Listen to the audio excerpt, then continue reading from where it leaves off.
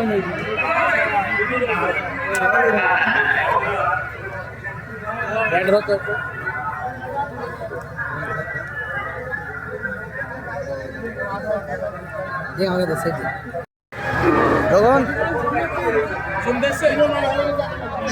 আলাইকুম ওয়া রাহমাতুল্লাহি ওয়া বারাকাতুহু।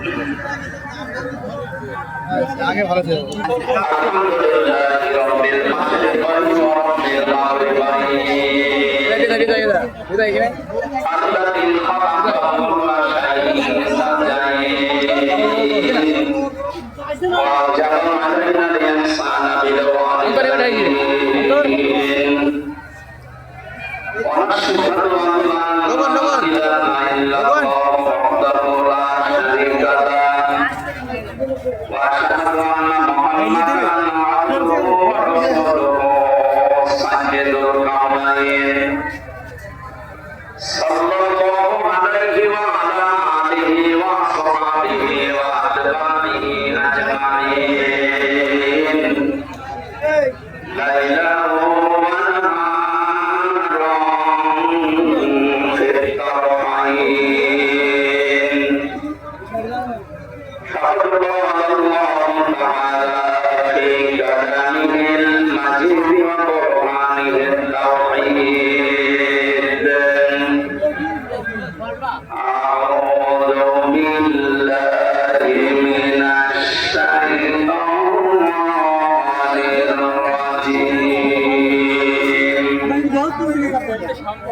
بسم الله الرحمن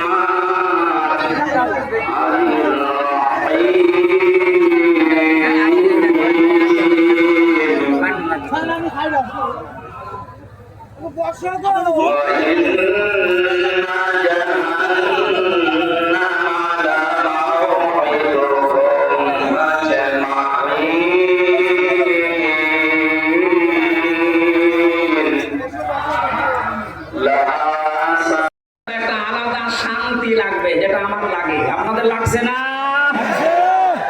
3 নাম্বারটা কি? নিয়ামতের শুকরিয়া আদায় করার জন্য 3 নাম্বার আল্লাহ পাক বলেন যে নিয়ামতটা পেয়েছো এটা পৌঁছিয়ে দাও জায়গা মতো। আমি যেহেতু হাদিস পড়েছিলাম ন্যায় বিচার কায়েম করার জন্য কোরআন লাগবে, এইজন্য এই নিয়ামতকে সর্বোচ্চ জায়গায় নেওয়ার জন্য কোরআনের বিধান রাষ্ট্রীয়ভাবে কায়েম করা লাগবে। বাবার কথা বলছিলাম, উনি চালিয়েছে, স্বামীও চালিয়েছে দেশ, বউও চালিয়েছে, চাচা চালিয়েছে, জোর করি প্রত্যেকেই তো চালিয়েছে দেখলাম। ও বাংলার মুসলমানেরা এখন শুধু দেখতে বাকি আছে আল্লাহর এই কালাম দিয়ে দেশটা চললে কেমন দেখা যায়। এটা দিয়ে বাংলার সংসদ চলো, কারা চান দেখে।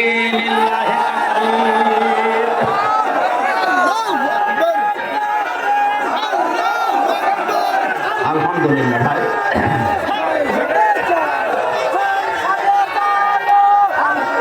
ঠিক আছে। নিয়ামতের শুকরিয়া 3টা শর্ত পেলাম, স্বীকার করা, অন্তরে আনন্দ পাওয়া, আর নিয়ামতকে তার সর্বোচ্চ জায়গায় পৌঁছিয়ে দেওয়া। এটা পৌঁছাতে আল্লাহর কালামের বিকল্প নেই। এই জন্য ন্যায় বিচার যদি আমরা এখন দেখতে চাই, বিচার ব্যবস্থা লাগবে কিসের? আরো জোরে বলেন।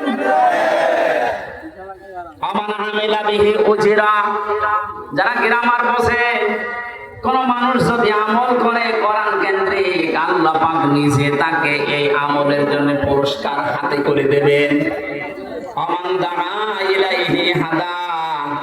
কোন মানুষ যদি কোরআনের দিকে ডাকে, আল্লাহ নিজে তাকে হেদায়েতের উপরে রাখে।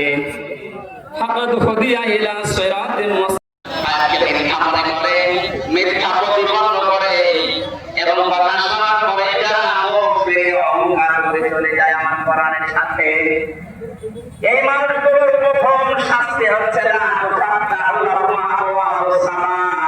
এদের জন্য আকাশের কোন দরজা খোলা হচ্ছে না, হবে না।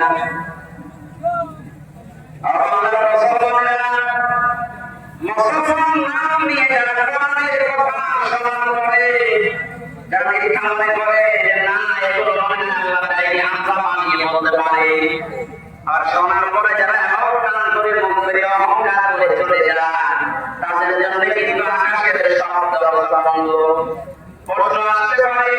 দরকার